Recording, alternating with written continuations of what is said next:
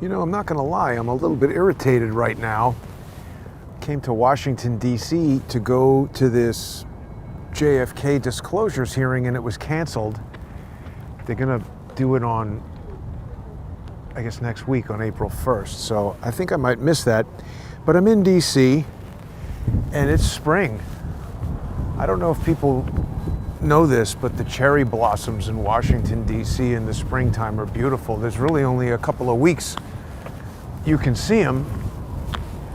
And I mean, I drove all the way here. If we're not going to get a hearing, I figured we might as well look at some congressional cherry blossoms and also the Capitol. I noticed, look at this, they have a sod problem.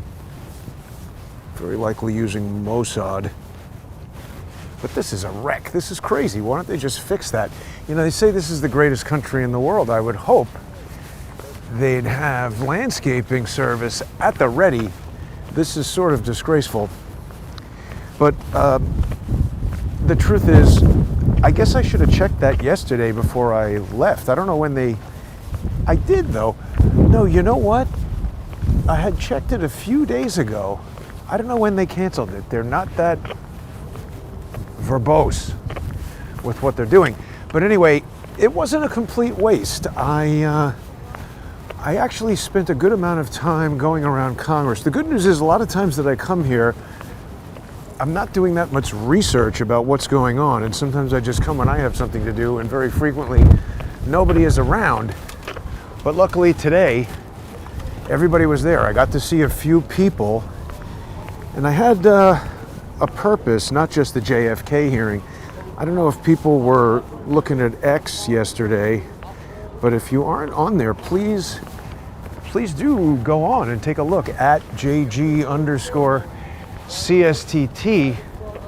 I put up a post of a draft bill that I wrote. I don't know if it's good or not. I've never written a bill before. Obviously, I'm not an attorney. I tell people about that Ladies and gentlemen, all the time. please stand for the oath of office and musical honors. Some high school swearing in of the class president, perhaps. That's number one thing for Washington, D.C. Well, number two. Number one being graft. But number two is definitely field trips. Now, there's somebody died, I think, in Congress. So we're half staff on the flag today. But yeah, I made good use of the time, went around to a number of the members who have already drafted articles of impeachment and shared with them this thing that I had put on X, which is my Judicial Accountability Act of 2025. I like the name, and it makes a lot of sense. I don't know if people got a chance to read that on X. If people are interested, I could give kind of an overview. I sort of wanted to walk around. There was some stuff going on. I don't know, maybe it's lunchtime and everybody's gone home, but there was some stuff going on when I was walking in here before. So we'll see. I don't want to step on Charles Downs' toes. I know he is very good at going around and chatting with the members, and he was assaulted by Jasmine Crockett yesterday, so he's filed a police report, and oddly, instead of arresting her, the police are now escorting her around Congress. She's a disgrace. They better get her out of there before she gains more traction and becomes the next whatever, Nancy Pelosi or Maxine Waters or something like that, just deeply entrenched in there, stealing money, assaulting people, being a lunatic. I saw a really good thread by a really smart black woman yesterday who was complaining about Jasmine Crockett. Not complaining, I mean airing valid grievances that it's disgraceful. You know, black women have worked for so many years to gain the standing in society that allows them to hold prominent positions. And then when, you know, people like Jasmine Crockett or Tiffany Haynard or any of these people who get into these positions of power and start acting like idiots, as this black woman on X pointed out, it's a poor reflection. I mean, it's like when Shmuley or Dershowitz does something. I know people see that and think, oh, all Jews, this and that. it makes me cringe. I really dislike those guys. So I understand what this woman was talking about. Jasmine Crockett should be more sensitive to that. She's a terrible role model. You know, young girls see her and are like, oh, I'm gonna become a big fat ghetto trash bitch and go to Congress and start assaulting people and try to break their phones and attack them and stuff like that. I'm kind of going the wrong way here a little bit. Everywhere you go in DC, it's quite easy to get lost. But anyway, back to the Judicial Accountability Act. So the thing that was interesting about this is that it's maybe I don't know, like the fourth or fifth time I've done one of these things where I'm just going around to congressional representatives and kind of pitching them on something. And I will say, I think today was the most successful. I mean, I shouldn't say that. I don't want to here's another field trip. I don't want to get ahead of myself, and obviously nothing has happened yet, but when I say it was the most successful, look at those cherry blossoms. I mean that normally, or I should say at first when I started doing this, the first one I did was some kind of stupid document that was put together with Queen Tut, and it was the idea of, what's his name, Okie Marshall Richards. So pretty much designed, are these guys quintuplets? They all look the same. It was pretty much a stupid document designed by Queen Tut, probably to just make me look like a fool. And people who got it were like, what? Nothing happened. Then, I don't know, maybe was the next one the Twitter coup? There were a few. But with the Twitter coup, that was getting some more traction. I mean, again, nothing happened, but I gave it to Matt Gaetz, and at one point I was back in his office, and he told the people in his office to read it. So, I mean, that's at least expressing interest, better than just sticking the thing in the trash, which seems to be what happened with the first one. And then now what happened was, see, also the other thing is you don't really get to just like walk in there and talk to the representative. They have, you know, like college people working the desk whose job is to tell you to FO. And what's interesting is nobody told me to FO today. As I started explaining it, several, more than one, 2 or 3 of them said, wait here, I'm gonna go get the judicial assistant. Because they were like so intrigued by it, they realized it was potentially important. You see, it's windy and worth sharing. And they handed me tons of business cards, and this was more of a strategic handout than, you know, blanketing the place. I'm disappointed that I didn't get to see the hearing, but I don't know, what are they going to do with that hearing? I like it that they released the JFK files, but I don't know that anything will happen now. You know, Jefferson Morley has been doing a lot of interviews. He's a really big expert on JFK. He's written many books, and he's digging into the documents in a really interesting way. You know, Lee last week really sort of arrived at the conclusion that they didn't want to declassify the JFK files because Israel has nuclear weapons, and this would reveal that. So I disagree with that as a conclusion. And let me clarify. I believe that what he's saying is correct in that that was one of the reasons they didn't want to release it. But I think the real reason is this trove of documents is essentially the Rosetta Stone that shows you how the CIA operates, what they do. You know, they talk about sources and methods. This describes the methods. And protecting Mossad is one of their methods. Not because Jews did everything, but because Mossad is a tool of the CIA, and I believe that is laid out in the documents as well. You know, deals made with James Jesus Angleton and all kinds of stuff. So I think that's primarily the reason the United States protects Israel, because Israel, as I've said a million times, is a finger on the hand of the United States. And when we want to reach into the Middle East and make a mess, that's the finger we use. Here's what I'm talking about. What do we got here?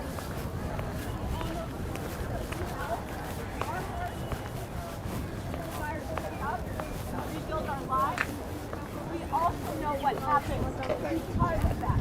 Safety and security must be in place if we have economic security. Millions of workers lost their pensions, took pay cuts, couldn't attract people to these jobs to do this work.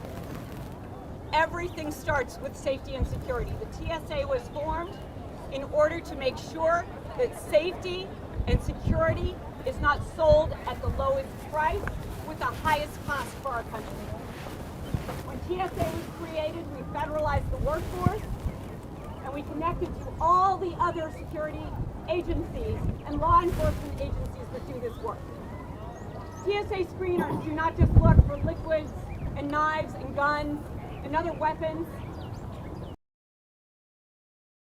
We have an entire network of law enforcement that determines the potential risks. Sorry, no. TSA is a bunch of reject people and do nothing.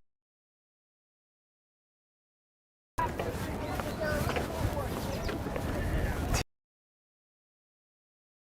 don't know what that's about. The union.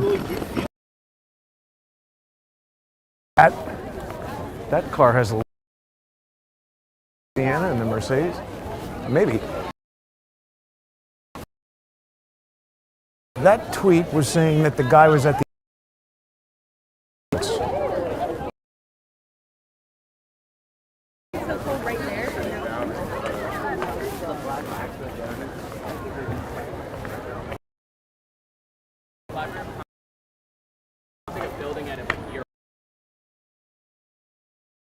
any of the evidence about maps on the roof of the Beaver County ES Detective Gian Vito's was manipulated by Photoshop. And if I were wrong, the police should present the photo and prove what a conspiracy theorist I am.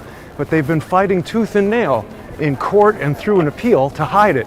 Will you subpoena the Beaver County ESU and get the original photo from Detective Gian Vito's phone? Yeah. Jurisdiction of Grassley's in the Senate, right? I'm in committee? That committee's gone. I know that the police are No longer have the subpoena power. The committee is Why gone. don't you He's the one who formed. Thanks.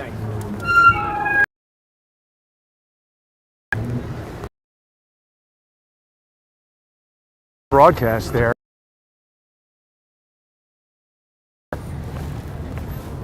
Did people lose it?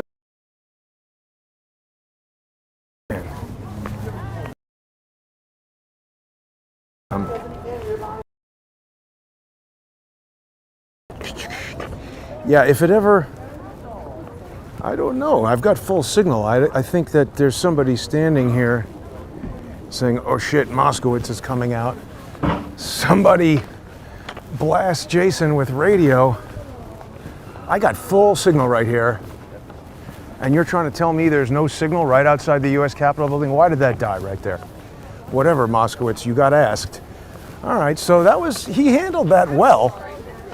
I mean, what's he going to say, right?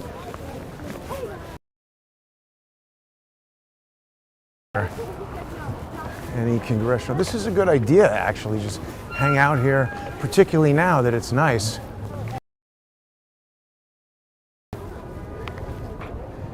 Yeah, TSA, terrible.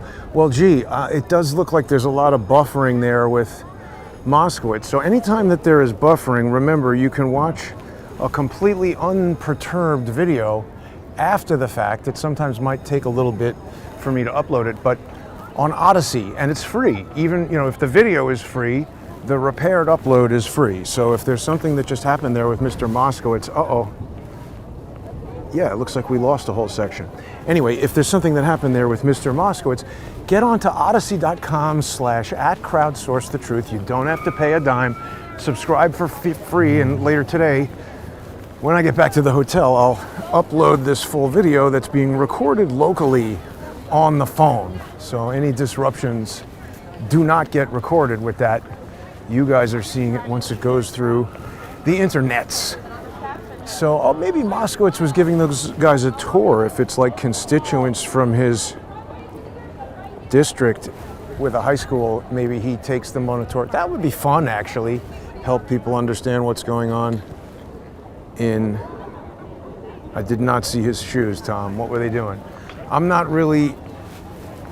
I had a little shirt emergency this morning, so I'm not exactly wearing what I planned. I'm not gonna... Although, yeah, he works here and probably lives in town. What's he doing wearing weird stuff? So, you know, he's not the type of congressperson that I would talk to about the Judicial Accountability Act. But I guess I kind of have gotten to... I didn't talk to the Congress people per se, but definitely got the information in front of their staff. And for the first time ever, each one of them was asking for my phone number to follow up. Normally, they're just in a big hurry to sort of get you the hell out of there. I didn't think that. Well, I don't really care about the TSA meeting. Do we have any other? I don't know. It seems like Charles Downs walks around and there's a million things going on. He and Laura are good at like scoping out the schedule and going right to the thing. I have a tendency to just show up and see what's going on. So let me go over this Judicial Accountability Act just so everybody knows what I'm talking about. It was buffering. That might be because all those news people are using tons of radio stuff. That could potentially mess with the broadcast, I guess. You never know. It's a complicated business, this remote live streaming. But okay, so let's talk about Patreon. Unfortunately for the free shows, it gets the YouTube feed. So if the YouTube feed screws up, I have no way to fix that other than re-uploading the YouTube video, and I can't load Odyssey videos onto Patreon just because they don't technologically work together for whatever reason. You need Embedly or something like that. And so yeah, the free Odyssey, if there's any disruption there where I was speaking with Mr. Moskowitz, the free Odyssey video will get you to it. So I just, you know, for months I've been thinking about this, and I'm not a lawyer, obviously. I've never written a bill before. I could barely pay my own bills. And then, but I do have a lot of experience getting shafted in court. And it's caused me to think about this problem. I was talking to a bunch of the congressional reps who have already submitted articles of impeachment, and they sort of, not them, but their assistants sort of acknowledged that this was mostly a symbolic thing that they were doing, you know, to sort of show the judges, here's the power of Congress. But I mean, I explained to them that it's just got very little chance, first of all, of working, and even if it does, what, are you gonna take 3 years to do these onesie, twosie eliminations of asshole judges? It's not gonna solve the problem. So I came up with what I feel like is the best solution that I can think of, and this is a draft proposal for the Judicial Accountability Act of 2025. It's a bill to establish a framework for the enforcement of Article 3's Good Behavior Clause to provide a mechanism for public oversight of the federal judiciary and for other purposes. So Article 3 establishes the courts, and it says that judges will serve on good behavior. But that good behavior is not really clearly defined in the Constitution, and of course I'm not a constitutional attorney, I'm not an attorney at all. So I can't really tell you what it means, but I am aware that there's a lot of stuff in the Constitution that is sort of unclear, and then they go back and they're like, well, you know, read the Federalist Papers and then the notes from the, you know, Continental Congress, and we can kind of know what they were talking about, and they go and interpret the Constitution. So I'm hopeful that this can be taken up by a member of Congress, become an actual bill, and then eventually a law. And the idea is for Congress to articulate this good behavior clause. Because see, for the past couple of weeks, since this Boseberg thing came about, I've been noticing that a lot of people are saying, oh no, judges can be removed if they're not on good behavior. And I would ask the people saying that, well, all right, I mean, you know, what's the mechanism for that? And then they'd say impeachment. So I said, well, no, that doesn't help us because you still need to impeach. But as I was querying various artificial intelligences about this, the AI made the point that impeachment is described in Article 2, and this good behavior is only mentioned in Article 3. They don't say that the president serves so long as he's on good behavior. The president serves until he's impeached, or unless he's impeached. He can be an asshole. It's so windy. Am I allowed to stand on the steps? Maybe it's tuck in over here. Okay, so maybe that's a little better. So good behavior, that's not the same as high crimes and misdemeanors, so it doesn't seem like it's the same as impeachment. But we need to statutorily define this good behavior clause. Here comes another field trip. What's happening, field trip? All the shit in the back. I'm going back. Top one. Where are you guys here from? Memphis, Tennessee. Where? Are you the congressman? I am not the congressman. I am a live streaming He's wearing it. Wow. person. You kind of wearing it, see? Pretty fly, pretty fly. Thank you. Is this a high school field trip? Middle school. Middle school field. When you become very old, but so anyway, clearly good behavior is distinct from high crimes and misdemeanors. So it's got to be defined. And it seems clear that the framers of the Constitution had in mind another way that judges could be removed. And sure enough, if you look at the first of all, Old English law, which this is based on, and then the first judges, there's only 8 district court judges who have ever been removed by impeachment. So when you consider how many district court judges there have been in all, because somebody might say, oh, well, there's never been a president removed by impeachment, but there's only been 46. Judges, we've got 600 plus right now. So over the course of time, how many judges have there been? And they've been pretty bad, but definitely drunkenness and incoherent behavior, I think, was one of the things they said. So good behavior is you show up, you follow the law, you behave professionally, if not cordially, to litigants, particularly in civil matters. Most judges I have interacted with are not like that at all. They tend to be assholes, like really maladjusted. I noticed when I was a very young kid, there was a certain type of school teacher who enjoyed, sort of having this power over powerless young children. I resented that, and I see it in judges, particularly Caproni. She reminds me of this asshole bitch who was my 3rd grade teacher, Mrs. Brody, who physically assaulted children. She would tap on their heads. What's up, dude? What's that? YouTube channel, Crowdsource the Truth. But what you really should do, you know what I want you to do? This would be a good assignment for your class coming back from Washington, D.C. So you guys know that they're having all these problems with judges, right? Yes, sir. Right. Okay, are you guys aware of the Constitution? Have you read that and studied that? Yes, sir. So Article 3 of the Constitution talks about how courts are going to be formed and what's going to happen with judges. And it says that judges serve only while on good behavior. However, the judicial branch has fooled us all into thinking that the only way to get rid of a judge is through impeachment. But the Constitution talks about impeachment in Article 2. The good behavior clause is in Article 3, so they're clearly different, and they're for different branches of the government. So if you guys all go onto X, I don't know, are you allowed to do that? Yeah. If you go onto X and look up JG, that's me, _CSTT, JG _CSTT, and look at the pinned tweet there, that is the Judicial Accountability Act of 2025, JG _CSTT. JTT, Jason Goodman, Crowdsource the Truth.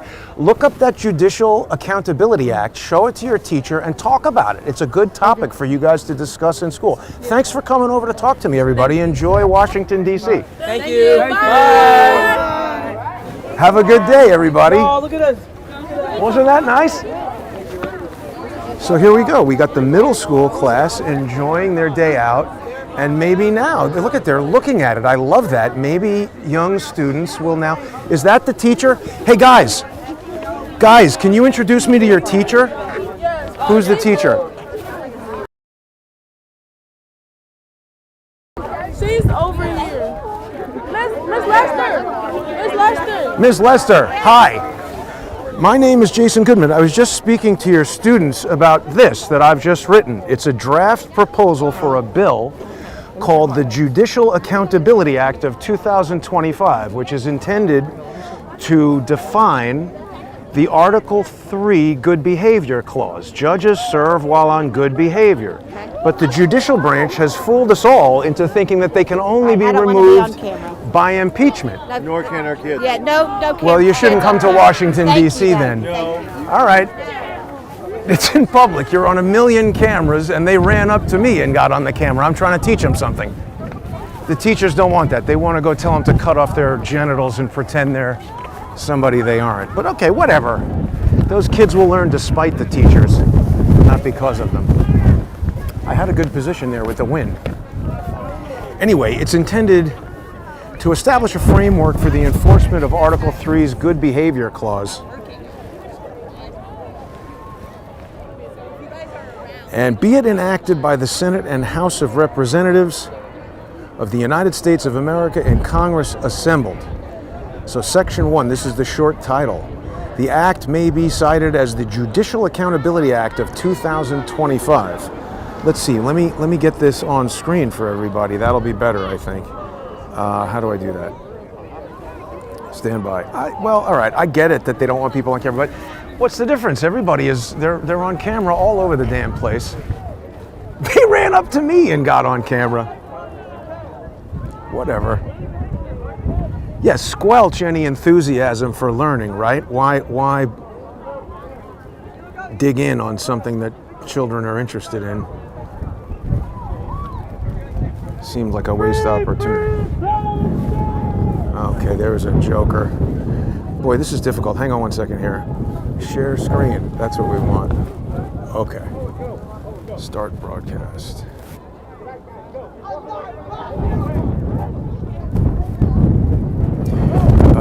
And now we need Twitter. This is a little bit flying without a net, but we'll try it. Will this not turn sideways? Can't do it. I'll just read it. Okay. Congress finds the following. Article 3, Section 1 of the Constitution provides that federal judges shall hold their offices during good behavior, a condition distinct from the impeachment process established in Article 2. This good behavior clause was intended as a check on judiciary tyranny and misconduct, and is not self-enforcing, but it is now. Prior to the adoption of the Constitution, British legal tradition permitted the removal of judges for misbehavior outside of the impeachment process. The judiciary, as a co-equal branch of the government, is not immune from public accountability. That's the most important part of the Judicial Accountability Act of 2025, is the public accountability aspect of it, not just with Congress, but actually with people. Watch, I'll get to it. A civilian-centered review mechanism consistent with constitutional principles is necessary to preserve public trust and enforce judicial integrity. The purpose of this act is to establish a public process to review allegations of judicial misconduct in a manner consistent with Article 3, respecting due process while empowering civilian oversight. So here are some definitions. 1, a federal judge. For the purpose of this act, a federal judge means any judge appointed under Article 3 of the Constitution, including district court judges, circuit court judges, and justices of the Supreme Court. Good behavior violation means conduct by a federal judge that violates the standard of good behavior as defined under Section 4. Movant means any party who has a case adjudicated. What is going on there?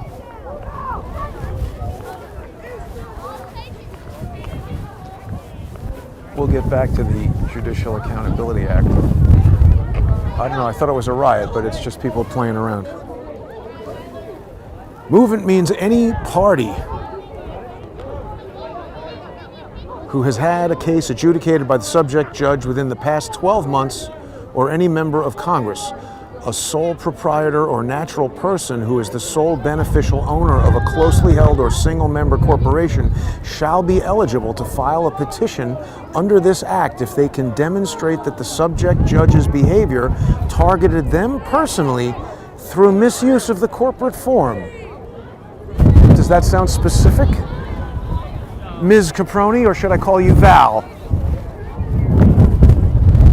Retaliation means any judicial action taken against a movant after the filing of a petition under this act that is not grounded in legal merit, including but not limited to contempt filings, sanctions, or adverse rulings. It's so windy right now. I love it that the microphone is not screaming. Section 4, legal standard for good behavior. A federal judge shall be deemed in violation of the good behavior standard if they engage in one or more of the following. A, abusive or disrespectful treatment of litigants, attorneys, or court staff. B, persistent, unexplained delays in issuing rulings resulting in harm to litigants. C, failure to recuse in cases involving personal, financial, or political conflicts of interest. D, retaliatory conduct toward whistleblowers, journalists, or litigants. E, disregard of established judicial ethics. F, intentional misapplication of law resulting in miscarriage of justice. G, collusion with political actors or use of the judiciary for partisan ends. H, repeated violations of judicial conduct canons or the Code of Conduct of the United States judges. 1, willful concealment of material evidence or aiding in the suppression or suppression of exculpatory or dispositive information. J, knowingly violating a litigant's constitutional rights under color of law. Does this sound a little personal? I didn't want it to be vindictive, and I hope that it's not, but this is absolutely based on every single way 8 years. And because I'm not an attorney and don't earn my living from interacting with these loser scrubs, I don't give a shit about getting them impeached. Put my name all over this. I'd like it. Section 5, petition for judicial conduct review. Any movant may file a petition for judicial conduct review. I'm saying in the clerk's office of the district court in which the judge presides, but as I think about it, I don't know. I think we would need some kind of special committee or something. But again, this is a first draft, and Congress and lawyers and people who are going to. Ready to go outside in the floor? B, the petition must meet the following threshold criteria.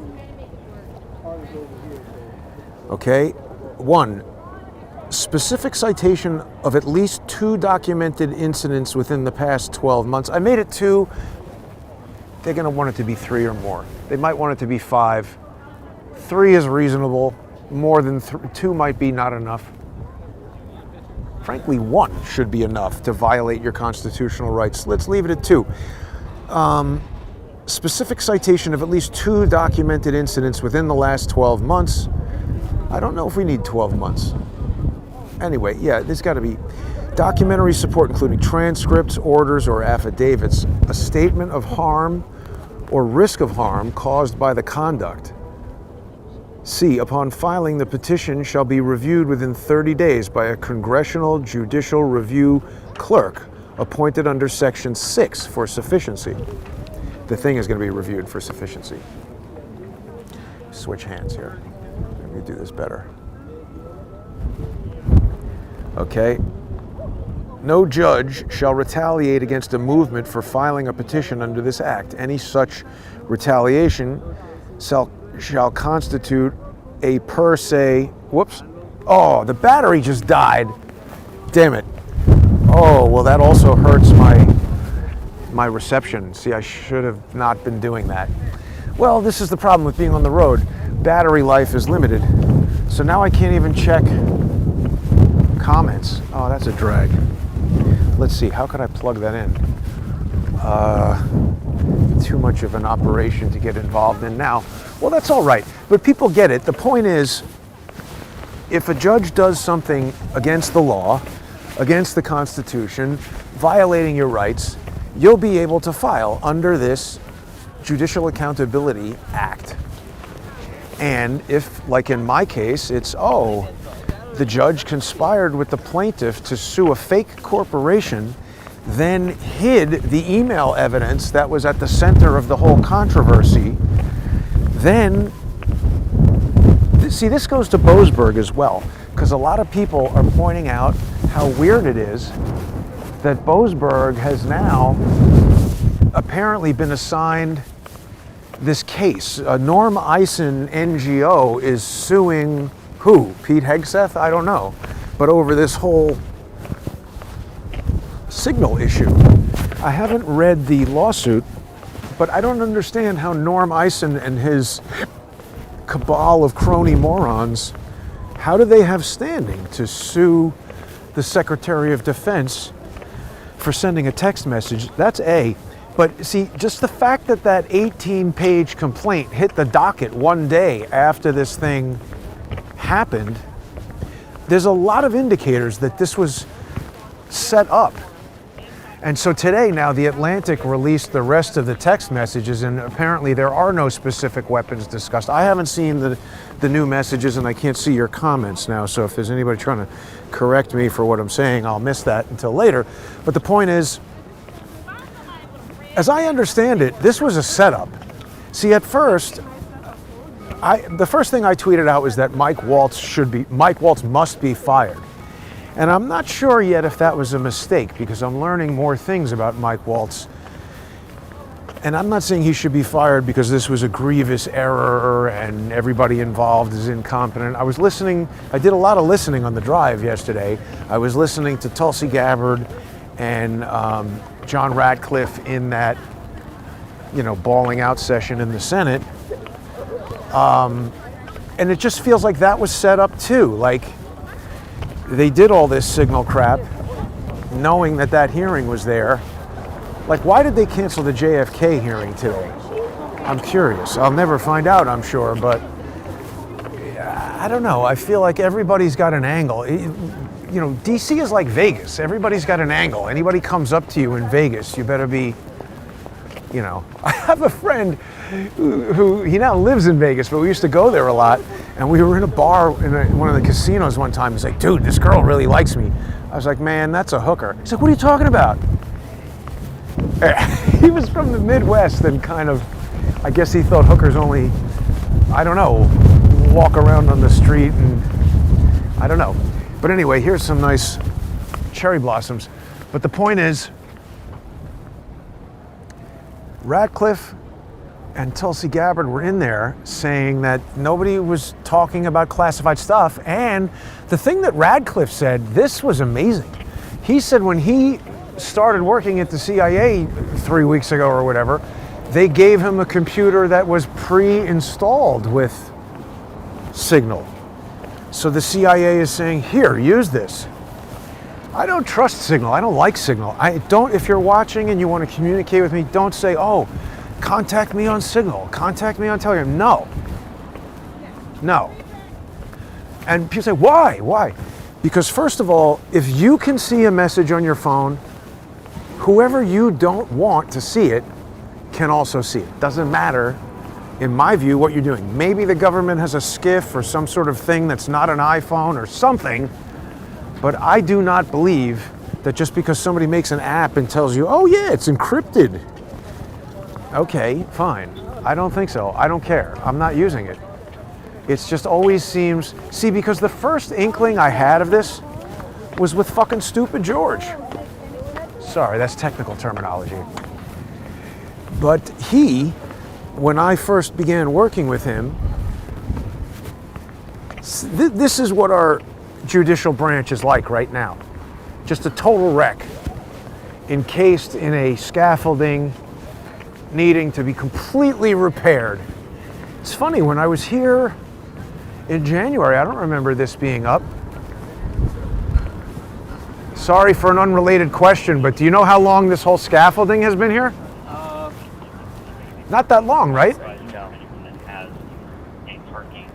Never mind, you're working. No, you're fine. But yeah, it's not been that long. Hopefully we don't get it. Just a couple of weeks, right? Yeah, hopefully it's not too long. Kind of messes up the nice building, but I guess they're power washing it or what? yeah, they're fixing the marble, probably installing some cameras. Cameras and Yeah, marble. maybe, Oh, wow. Yeah. The marble's a little messed up there, so they're fixing it and all that. And hopefully in a couple weeks it's done. Is this your job every day to guard the Supreme Court, or you just? Yeah. It is. We do it every day. We have You personally, though, here every day? not on this, well, different posts each day. We rotate every half an hour. Yeah. How come they didn't do anything when people were going to the judges' houses and threatening them? That was crazy, So wasn't it? we do have a specialty unit for those now. They get their own protection unit and stuff. Yeah. Really? From the Capitol Police? From Supreme Court Police. Supreme? Oh, yeah, look at that. You're not Capitol Police. Yeah, Supreme Holy crap, how many different police do we have? Yeah, it's a lot. Aha, so that's why you're always at the Supreme Court. That makes sense. Thank you for the information. Have a nice day. See, there you go, friendly police officer. I guess that's probably, he probably doesn't have to do anything but stand there. It's pretty nice, actually, the grounds here at the Supreme Court, I have to say. But now I can't finish reading my Judicial Accountability Act. The best part about it is, if this clerk determines that your complaint is sound and that your facts are accurate and that it's not just a, you know, some jerk trying to get a judge in trouble, then it goes to a hearing. But it is a very unique type of hearing that would take place not in Congress, but in the judge's own district court room. And the purpose would be to select a jury from that judge's district, people that that judge would be judging over or using in a jury in another case, would be judging the judge. And what would happen is when the judge becomes a petitioner in this matter, the defendant essentially, they would have to select from a sitting member of Congress their representative. And then the opposing party of Congress would choose the opposing counsel. And then those two Congress members would come to the district court where this judge presides through the normal jury selection process with voir dire and all that. These two lawyers would select the jury, just like you would in any trial. Evidence would be presented, arguments would be presented, and the jury would decide. And if it's determined that the judge has violated the good behavior clause, they would be immediately removed. Are people allowed to go in? Oh, really? Are you allowed to have a camera? Yeah. Amazing. Security area. Oh, you got to go through security. No, I have to turn it off if I do that.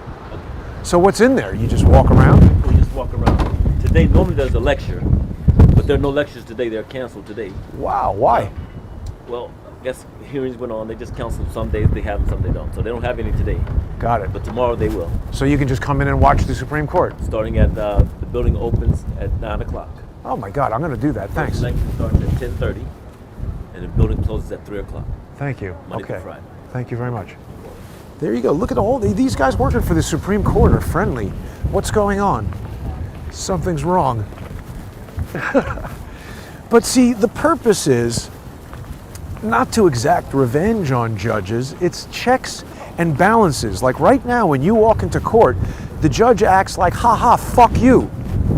You can't do anything, and I'm going to do whatever I want to you. Abuse your rights, take your money, fuck up your case, fuck up your life. What I want is for every single district court judge in every district in this country to think, you know what? I better act like the maitre d' in a restaurant and these people are the customers.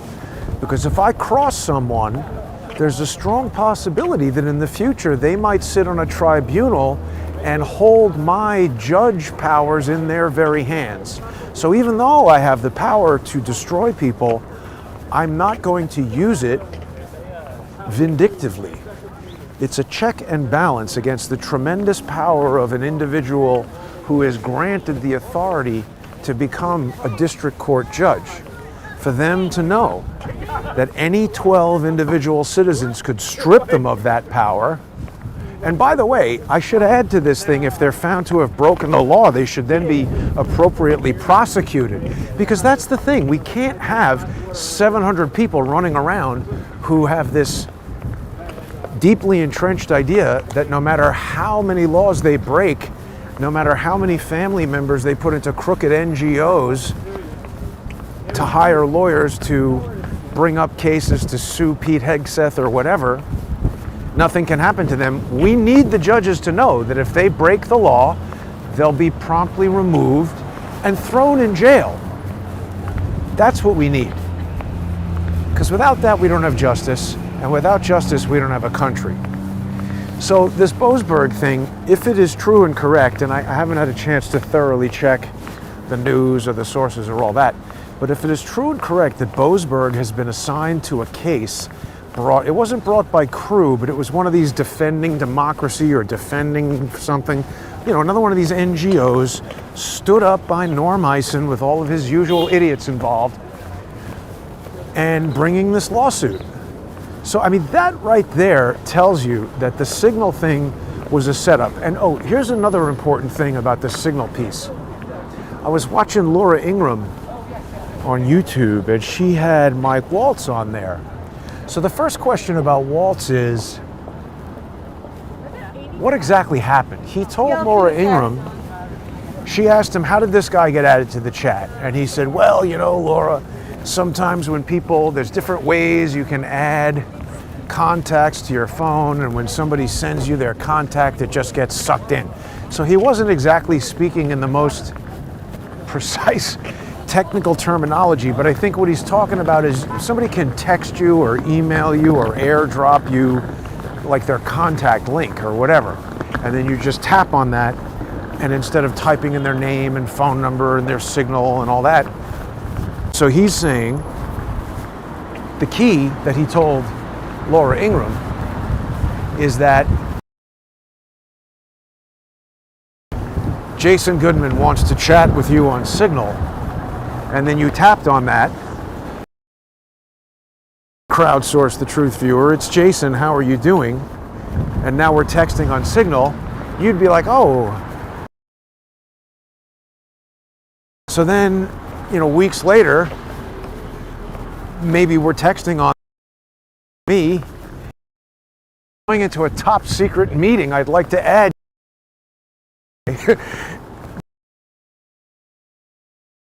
On there, and the contact tricked in. It appears that that is because the story that we get is that he just out of nowhere got a message on his phone which said, hey, do you want to join this guy on Signal or have some kind of conversation with him on Signal or something like that? And he said, oh yeah, probably just contacting me to talk about national security matters because I'm a douchebag at the Atlantic. That's his story. Mike Waltz said that when the person on the other end of the contact is not the person that you think it is, suggesting that Mike Waltz thought he was adding somebody other than Jeffrey Goldberg to his chat. I don't know. The point is we need to understand, or you know, whoever is going to decide who goes to jail or not, and I think somebody should, but they need to find out exactly how Jeffrey Goldberg got on there, because if Goldberg partook in a scheme to deceive Waltz into adding him to this conversation, that seems like espionage. That's deliberate. Tricking someone into allowing you to receive communications that you shouldn't receive. And Radcliffe just established that Signal, whatever, you don't think we should be talking about this stuff over Signal. The CIA says this is an end-to-end encrypted app and you guys can communicate over it. So it doesn't seem like any of the legitimate people did anything wrong. It seems like a scheme cooked up to benefit Jeffrey Goldberg and to harm Trump, because obviously we see what they're doing now. They're saying, oh, Hegseth has to resign or get fired, and then they would most probably put in some deep state swampy type person and do whatever it is that they want to do, or stop Trump from doing whatever he wants to do. This just reeks of setup. And you know what? Minutes after I said Mike Waltz should be fired, and my initial thought was he should be fired because he was careless, but now my thought is he involved in the scheme? Charles pointed out to me that this guy's wife, I forget her name, but she's some kind of like lefty lunatic, involved in all this stuff. And Charles raised the excellent point. It made me think of this old Chris Rock bit where he was talking about how, your marriage isn't going to work unless you share interests with your wife. He's like, if you're a marathon runner, your wife's got to be a marathon runner too. And if you're a crackhead, your wife's got to be a crackhead too. He's like, hey, I'm going to go for a run. You want to come? No, I'm going to smoke some crack. Okay, I'll see you later. And he's right. I've actually spoken to Crowdsource the Truth viewers who have had divorces over this type of disagreement. So if you're going to go work for Donald Trump and your wife hates Donald Trump, I don't know. Maybe that could work. I don't know anything about Mike Waltz. I'm not accusing him of anything, but this reeks of being a scheme. The lawsuit with the 18-page complaint came out right away. It was ready. And by the way, this is a lawfare alley-oop. Lawfare alley-oop? What the hell are you talking about, Jason? I'm talking about some kind of pre-planned stupidity like this, where there's some complicated, even when it's explained to you how it happened, it's like, what? That is so unlikely. How the hell could that happen? And what I'm talking about is, let's imagine the incredibly unlikely scenario that I randomly decide to make a thumbnail that parodies the Emmy statuette. And let's say you're George's asshole fucking brother, mentally ill bastard that he is, sitting at home constantly thinking all day, how can I fuck up Jason and destroy his business, ruin every opportunity for him for the next 10 years, strip him of money, wealth that would be accumulating by now, prevent him from being able to buy a house, do all these terrible things. That guy should go to jail. But he's thinking about it all the time, and he sees this Emmy thing and he's like, this is the perfect opportunity. I know that Adam Sharp is the president of the Emmys, and he would have standing to sue Jason. See, Swigert can't sue me for using somebody else's copyright. In the same way, how the hell can Norm sue anybody on that? Are they going to say, oh, because he's the Secretary of Defense, this put me at risk? I have to read that lawsuit, because you can't sue the president for stuff like that. It's considered a generalized grievance. If Pete Hegseth walks up and punches you in the face, you can sue him as Pete Hegseth. But I just don't see how an individual, or even how do you get standing to sue the Secretary of Defense for something in his official act, even if it's a mistake or a bad thing? It doesn't make any sense. But that right there just shows that they had it set up. They had it set and waiting. And likewise, with the Emmys case, there's certain problems that come up, like how did the Emmys know to sue a fake corporation with the exact same name as the fake corporation that George's brother came up with. It seems like too much of a coincidence to be legitimate. And likewise, how did this thing, Defending Freedom or whatever it is, how did that have an 18-page complaint written in a day? So lawyers are out there saying, oh, I could write an 18-page complaint in a day. Bullshit. Bullshit. You know, just getting the money together and the people together and the team and having all the information and whatever. One day and it's filed? Somebody check that. Is there a single typo in the thing? I just don't believe it. That was prepared beforehand. They knew this was going to happen. That article was written. They've been working with this dude, Goldberg, I'm sure. And so now it's going to Boseberg. Well, why? Because that's going to be the leverage and the pressure that he's going to use against Trump. This is lawfare. Boseberg knows he is, if there is any way for a president to get a judge removed, this dude's going to be the guinea pig. And he knows that. But again, likewise with Caproni, how did it happen that she presided over Swigert v. Goodman in 2018 and then magically also multimedia system design? She's there presiding over NATAS v. MSD. Isn't that a coincidence that out of 40-something judges in the Southern District of New York, twice in a row, I get the same one? It's weird. It's really weird. I wonder if any mathematical people could determine the odds of that happening completely randomly. And if it's not happening completely randomly, what's the logic? How does that serve justice for that same judge to preside over two totally unrelated cases that are only related to the extent that they're both lawfare and that they both emanated from George's asshole brother? So I hope you're happy, George's asshole brother, because you've created a monster. I would have never written this thing if I hadn't gotten into all the pro se crap that you've forced me to do. And I'd love to take some comments and answer some questions, but the battery on the phone is dead. So I'm gonna wrap this up here. Thanks for watching, everyone. It's expensive to come to Washington, D.C. and miss hearings, so please become a sponsor if you aren't already. Go to odyssey.com/@crowdsourcethetruth. It's the most economical way to sponsor the show for as little as $3 a month. You're going to get access to all of the sponsor-exclusive content on there, even for free on odyssey.com/@crowdsourcethetruth. You're going to get access to the largest repository of Crowdsource the Truth information on the internet, so please go to Odyssey. You can also sponsor on crowdsourcethetruth.substack.com or subscribestar.com or patreon.com/crowdsourcethetruth. Thanks for watching, everybody. And go read that Judicial Accountability Act